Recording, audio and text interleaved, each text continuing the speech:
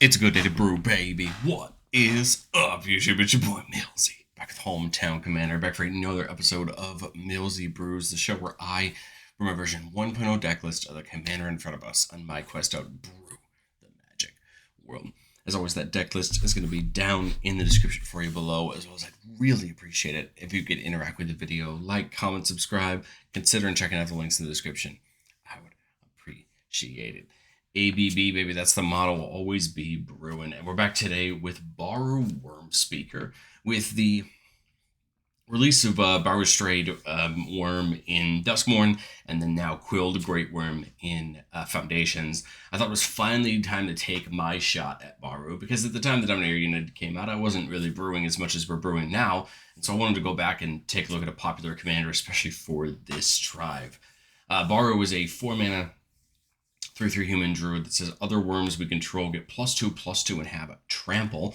And for 8 mana into tap of Baru, we can make a 4/4 worm. And it costs X less to activate, where X is the greatest power among worms you control. So when we get our bigger worms out, we're talking about only paying a single green to tap a Baru to get a worm.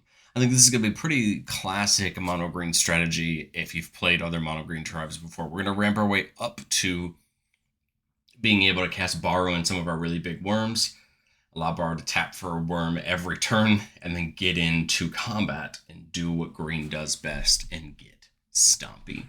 But I think the best place to start is how are we going to ramp? Really, the only non-worm creatures we're playing in the deck are the ones that we're using to help ramp up. Things like Fanatic Aronis tapping for mana and taps for more mana if we have a big creature. Goreclaw is going to help us reduce the cost of our spells, and then when it attacks, we'll also give our other creatures a power 4 or greater trample. This is useful if Baru were to be removed from the battlefield. We still have some trample, right, to our access. Nisu Who Shakes the World's a great mono green planeswalker, allowing all of our forests to tap for double green instead of just single green, and we can use her +1 to untap a forest and allow us to get more mana out of them. Things like Gwenna can tap for 2 mana of any color, any combination of colors to cast only creatures or activate creatures' abilities, so you can actually use that for Baru as well. But the important part of Gwenna is that when you use it to cast a creature with power 5 or greater, you get to untap it and put a counter on it, meaning you can potentially use Gwenna multiple times per turn. Selvala, probably your other classic mono green big mana dork. Whenever a creature comes in, if it has the highest power of any power on the battlefield, you can draw, and then for a single green, you can tap spell to get X-Men in any combination of colors, where X is the greatest power among creatures you control. So the bigger the worms you have, right, the more mana you're getting out of it.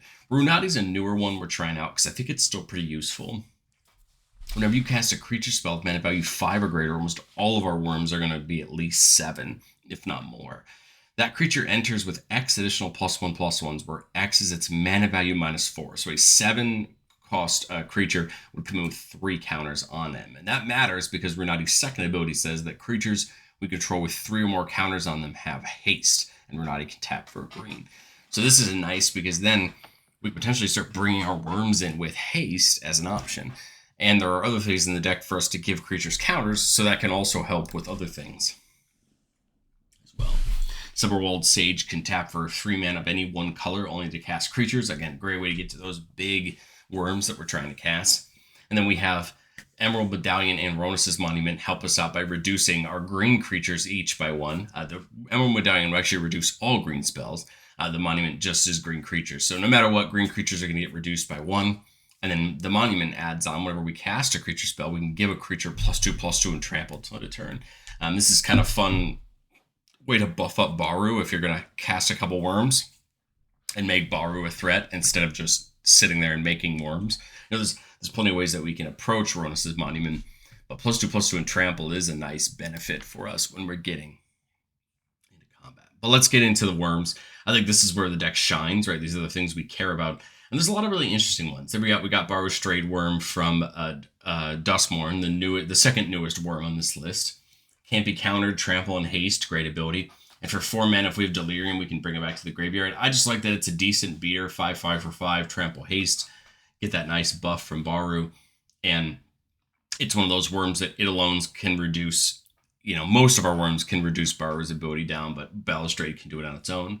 Bellowing Tangleworm is one that feels great in the deck. A 5 mana 4/4 with Intimidate, so it can't be blocked except by artifact creatures or creatures that share a color with it.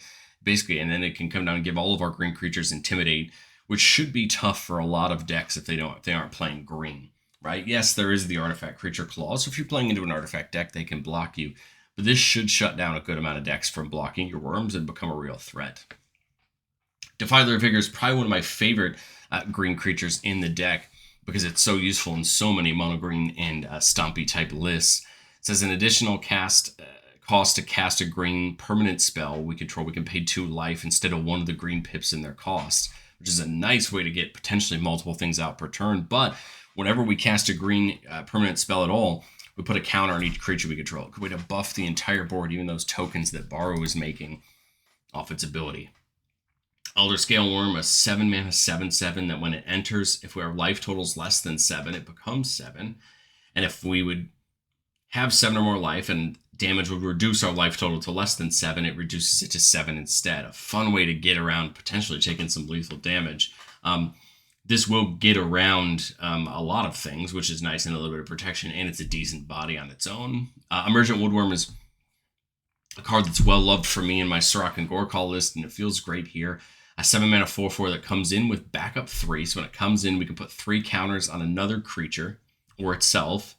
But if it's put on another creature, it gains Woodworm's ability until end of turn. Its ability is whenever this creature attacks, we look at the top X card of our library where X is its power, and we can put a permanent with mana value X or less from among them on the battlefield. This is a killer ability. And it's very useful to start churning through your deck and getting great support pieces for free, right? The turn Woodworm comes in, it can give another creature that +3/+3, put it on one of these big worms, and you might even be doing this for 10 or something crazy like that. And then on all subsequent turns, Woodworm is going to do it itself, attacking, getting things off the top. It is really useful. Engulfing Slagworm, whenever it blocks or becomes blocked by a creature, you destroy that creature, and you gain life equal to that creature's toughness. Gets you around the...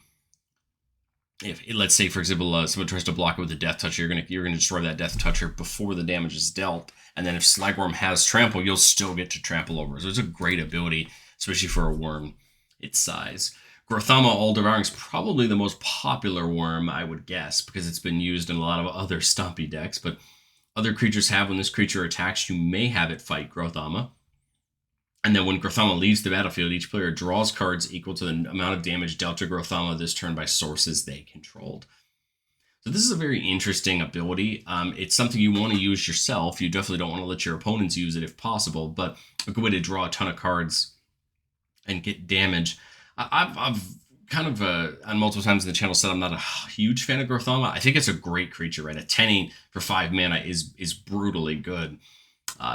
It's just you definitely don't want to give your opponents the card draw. So as long as you can manipulate that well, I think he's a great worm and it's going to help. Now, the card next to it is one of my favorite cards in green probably ever printed, just on what it is. Impervious Great Worm is a 10 mana 16/16 with Convoke and Indestructible.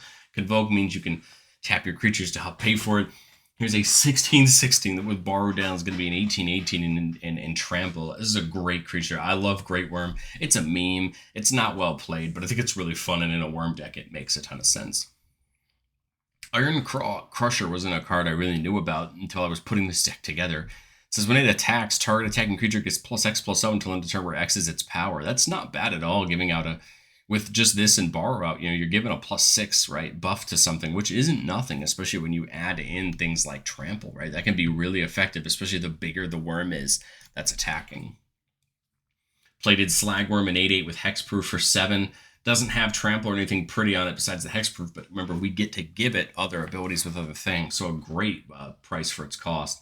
There's the newest one, Quilled Great Worm, a 6 mana 7/7 worm with Trample. It says whenever a creature you control deals combat damage during your turn, you put that many +1/+1 counters in. This is going to start growing our worms out of control. And then we can play Great Worm back out of our graveyard by removing 6 counters from among creatures you control in addition to paying its other costs. So that's really useful as well, especially if we can find other ways to put counters on creatures to get Great Worm back again and again and again.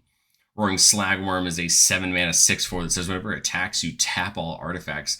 It may look like an odd ability, but remember that will tap all artifact creatures as well, and could be very useful, right? Hitting into certain people. This will also work really well with Bellowing Tangleworm's Intimidate, basically forcing your opponents to need green creatures, right? Otherwise, they can't block.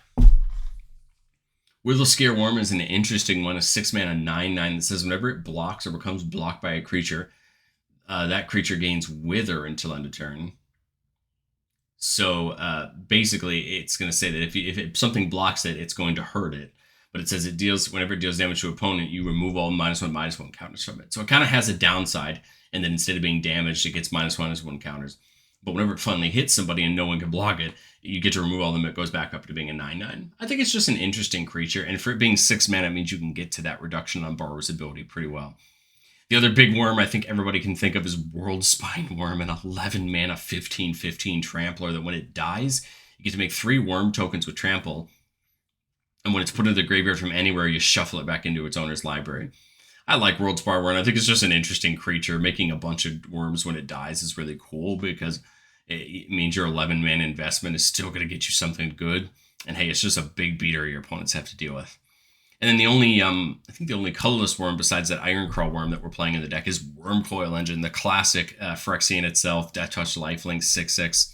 And when it dies, you make a 3/3 with Death Touch and a 3/3 with Lifelink that are both worms. So everybody loves Wurmcoil. It's a great creature in that when it dies, it still gives you things. And it's a worm, so it's all useful for Baru's ability. But getting into the Stompy, that's what we like to do. We're going to stomp.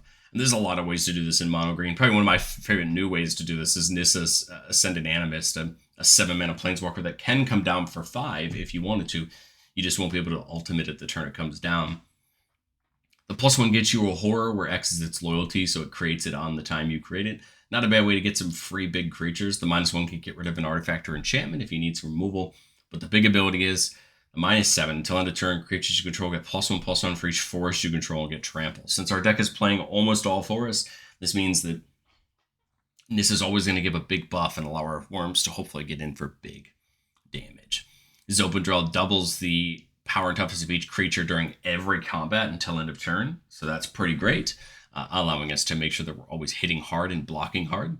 Overwhelming Stampede, giving +X/+X and Trample to all of our creatures, where X is the greatest power among creatures you control. It's even better, right? The bigger the worms that we have out. Garruk's Uprising, giving all of our creatures Trample all the time, is very useful, especially if Baru gets removed. And then whenever a creature power 4 or greater comes in, we draw a card. That classic green draw effect that we'll happily take because all of our worms are going to be able to do that for us. Unnatural Growth does that same thing as Zopandrel, doubling the power and toughness of each creature we control during each combat. So we have 2 kind of copies of that in the deck. The other thing to note about Garruk's Uprising is that when you make the tokens off of Baru, it will draw us a card. Garruk's Uprising does not say non-tokens. We do actually get to take advantage of that as well. And then Seasoning a Gathering might look odd. It's a 6-mana spell from Bloomburrow, but I really like it in this deck because I think it plays really great utility. You get to pick 5 paws worth of modes.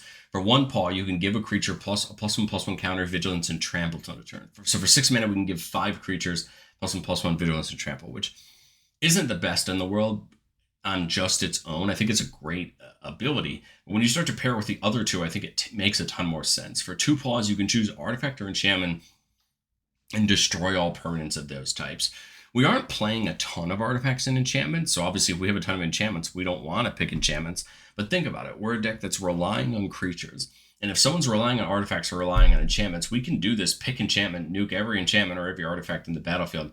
And if we have to hurt ourselves a little bit, that's fine, but we're going to hopefully be hurting our opponents more than us. And I think that's where this kind of card in my head makes sense. Or for 3 paws, you just draw cards equal to the greatest power among creatures you control. Just draw a ton of cards off of this. So I love this utility in mono green to have a lot of options. Nuke the artifact player, nuke the enchantment player, draw a bunch of cards, get some vigilance and trample. I think these are all just interesting abilities, and it's our choice how we want to combine them. You can't technically choose all 3. You'll have to kind of pick and choose, but I think it's interesting that all 3 at once, but I think it's good, and I think it'd be really useful for us. But I've said it before on the show, and I'll say it again. No deck's ever complete. This is my version 1.0 shot at Baru. And I think there's some things we can learn in testing. Mainly, can we hit hard enough? Do we need more removal? Do we need more draw? Are there other things that we can do to help the deck? The 3 cards I have up here were just the 3 that I were last to cut that I really like for the deck. I just couldn't find the spot for, but I think they're 3 relevant abilities. Mighty Emergence over there on the right. Whenever a creature's power 5 or greater comes in, you put 2 counters on it. Here's a way just to make every creature that comes in a little bit bigger. I think that makes a ton of sense. Hunter's Insight says we choose a creature we control. And whenever that creature deals combat damage to a player or planeswalker this turn, we draw that many cards. A great card draw ability and something that can be really important. And then Contest of Claws. We get to pick a creature, and it deals damage equal to its power to another creature. And if we deal excess damage, we get to discover X, where X is that excess damage. This is a relevant ability when all of our Wurms are just really big. I think this could be important to kind of get some removal, right, on another creature, and then still profit, right, for just 2 mana. It's a little bit narrow, right, instead of something that's just going to straight remove something. But green has such good fight removal, and I think we should take advantage of it when all of our Wurms are pretty big. But let's get into our playtest. That's what we love to do in the channel. That's what makes us who we are and why we get to have some fun. Keeping a 3-lander with Gwenna, Goreclaw for that reduction. Life Finds a Way, a card that didn't really feel needing mentioned in the presentation, but it's a great one. It says whenever a creature with power 4 or greater comes in, we get to populate, make a token that's a copy of a token you control. So as soon as we get Borrow out and make some tokens, we can start copying them, and then there's Wurmcoil. So not bad. At the moment, we're just going to be working our way up to Gwenna or Selvala. Both of them now we have access to. Again, we would have loved to have seen a Rampant Growth or something like that, but it's okay because Gwenna is going to help us a ton in that process. Turn 3, we draw that Witherscale Worm, and I think we just get Gwenna down here. Now, Gwenna won't untap when we cast Baru, so that's something to remember in the back of our head, but I think it's okay because we can still get some good value. We've got 6 mana as long as we're casting creatures. Where the Goreclaw is going to reduce creatures of power 4 or greater by 2, so that's not going to reduce it's not going to reduce Borrow by 2. Now, you know, knowing that we have the Life Finds a Way, it might make sense to use it before we put Borrow down, so that Borrow can start making Wurms and getting them out. But I also think that Goreclaw is a really good play here. Just to start getting our boards set up and kind of working our way forward. It will take almost our entire turn to do it, but I think it makes a ton of sense when it's going to take the next turn and make it even better. I mean, there is a world where we could just do one of our Wurms and get a counter on Gwenna, or there's a world where we just Selvala and move on to the next turn. We could do Selvala plus Life Finds a Way. Like, I think it's either that or Goreclaw. I think there's probably arguments for both. I think for purposes of this one, we'll do Life Finds a Way and Selvala and move on to our next turn. So 4, 5, 6, and potentially 8 mana right now with Selvala. We see the Utopia Sprawl, which is great, going to allow our forest to tap for an extra. So now we've got 4, 5, 6. 1 in for Selvala's ability would make it 7. I like Borrow and I like Goreclaw here.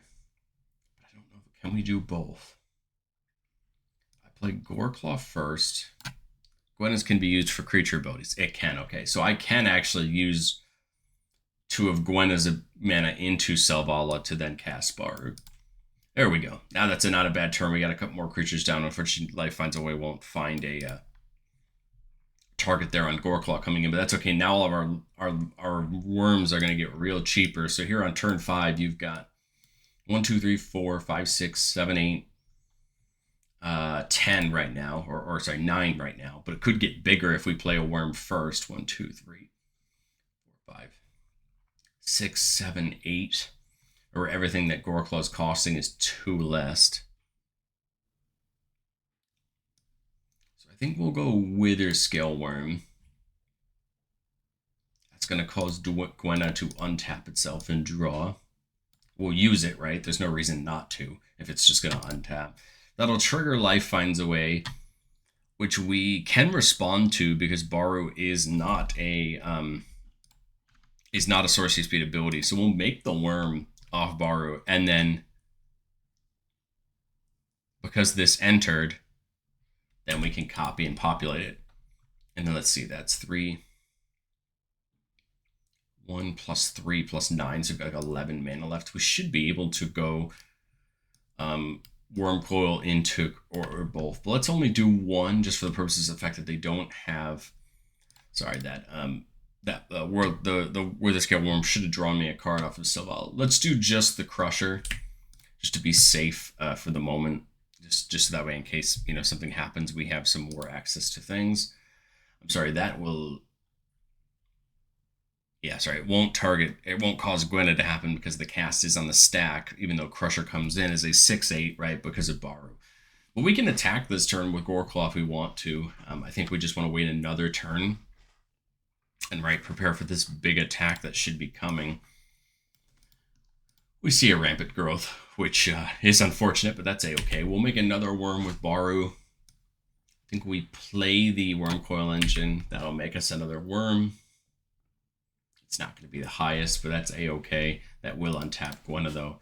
And then now you can attack with Goreclaw, the worm, and the Crusher. The Crusher can, grow Goreclaw or the worm. Whatever we want to do. The point is they're attacking with Trample. You get a big attack here, and we'll just prepare for the next turn when, Wurmcoil Engine can attack. Nothing sexy here on this playtest, but I think just goes to show you the kind of bread and butter of what we're trying to expect. Playtest number 2, keeping a 4-lander with Soul Ring, the Elder Scale Worm, and Plaka Worm.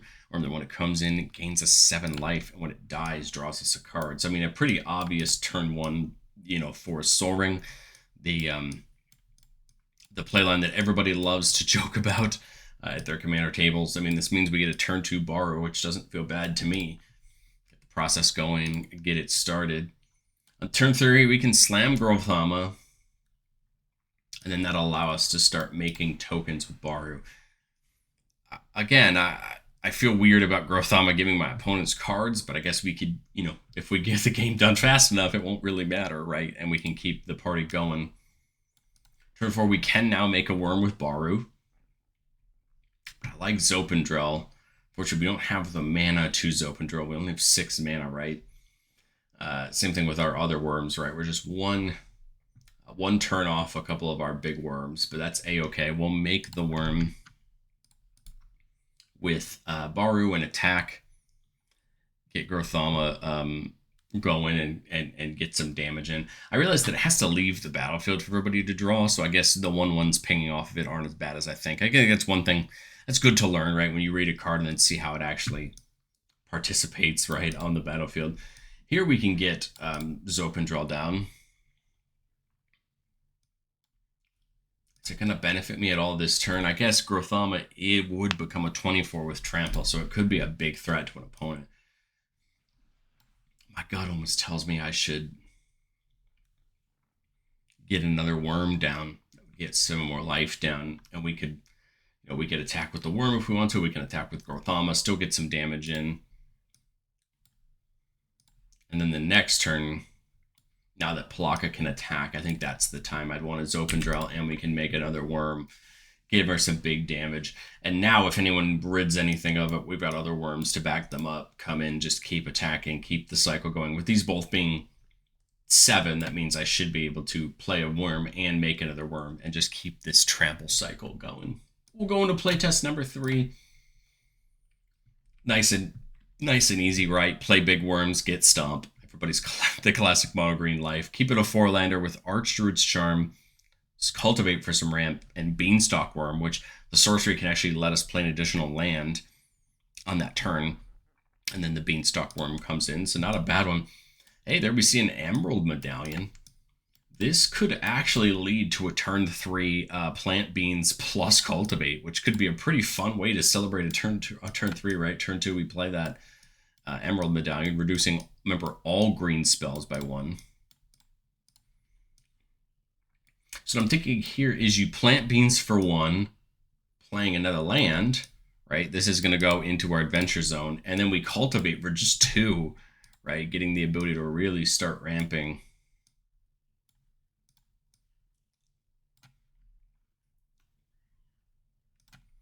So we untap this next turn with just a ton of mana. Baru is only going to cost us 3. Slagworm's a little expensive, but we do have this Archdruid's Charm. A lot of things we can do with it. I think I like the idea of going to get a creature with it. Going to get something like Gwenna or a creature in our library that's going to help us start making sure we can get some more worms. I guess we could also just go get another worm, right? Go get one of our great worms that can help us. Because I guess we're probably set on mana right now. It comes down to getting something that's going to help us push the game forward.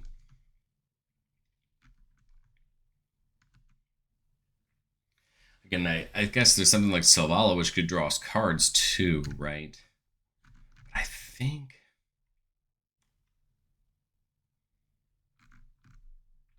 yeah, there's just a big worm. Right, I love the idea of Selvala, but the problem is that then if we get a Selvala and we don't draw another creature next turn, we feel dumb, right? For doing it that way. I guess we do have a creature already coming down with the Elder Scale Worm. Because at the moment, if we play Selvala, then the Elder Square Worm, we're drawing a card. And then when the Slagworm comes down, we're drawing a card, right? So I guess that makes sense to me. Not only does it give us access to more mana, but it does get us some card draw. So we come into turn 5. Play 3 for Selvala. Play 5 for that Worm out of exile, right? That draws us a card because it has the greatest power among creatures we control. And now we've got 1 mana left. Unfortunately, Baru will be able to get down to just 1 mana because of its buff, so we can just make the Worm there. Again, it won't have the highest power, but that's okay. The point is that I guess we could have played another Worm there, but I don't mind waiting the turn just to continue to get our board state set up. Now we have a couple Worms that can attack this turn. Garrett can come in and make tokens or draw cards. That -3 to draw cards with the greatest power among creatures you control actually could be really useful here. So that's 4 mana. The Slagworm is 6. 1, 2, 3, 4, 5, 6, 7, 8. But remember, the Selvala can tap. So we'll play the Slagworm and draw. Right, play Garrick. Garrick would get rid of itself, though, right, to draw. So I think we'll just make a beast this turn. We can do the drawing next turn. That's not what I meant to do. Make another worm and just take an attack with these 2 worms this turn, right? 6 and 7. We can get the Slagworm going in next turn. Now this turn we draw into that Garrick's Uprising, which is great because when it comes in, it's going to draw us a card because we have a creature power 4 or greater. We'll minus Garrick to draw, what, 9? Lots of cards drawn this turn. Remember, we've only used 2 mana for the Garrick's Uprising. So we've got 1, 2, 3, 4, 5, 6, 7. -1 to activate Selvala would be 6 plus 9, right, would be 16, 15. So we've got lots of mana this turn to play creatures. You go something like Nissa.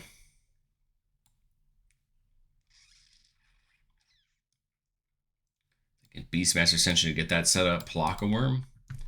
Gain some life. We would draw a card off Palaka Worm. And that's 1, 2, 3, 4 for Nissa. Just 2 off this forest for the Emerald Medallion. We've got 2, 4. Get into this for 9. So that's 12. So we used 6 of it on Palaka Worm. We basically would just have 6 more.